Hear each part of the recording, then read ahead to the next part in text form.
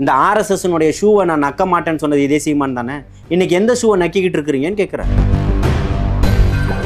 நக்கி பிழைக்கக்கூடியவர் தான் இந்த சீமான்னு சொல்லிடு.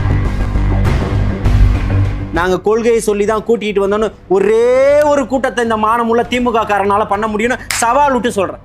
காட்டுங்க. வச்சிருக்கான் உங்களுக்கு 2026. இன்னைக்கு நீங்க ஒட்டுமொத்த இஸ்லாமிய கூட்டமும் எங்க பக்கம் தான் இருக்குதுன்னு போலியான அறிக்கையை தானே கொடுத்துட்டு இருக்கிறீங்க. ஒட்டுமொத்த இஸ்லாமியர்களுடைய கூட்டமும் இந்த பக்கம் திரும்பிடுச்சுன்னு திமுகவுக்கே தான் தெரியுமே.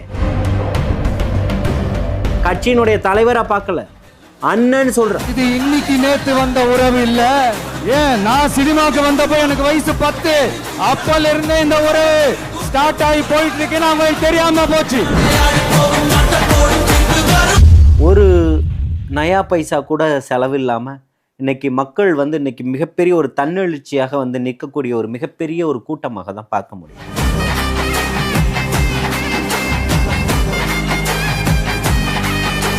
எங்க தளபதிக்கு ஒரு சான்ஸ் கொடுங்க. தமிழ்நாடும் இன்னைக்கு மிரள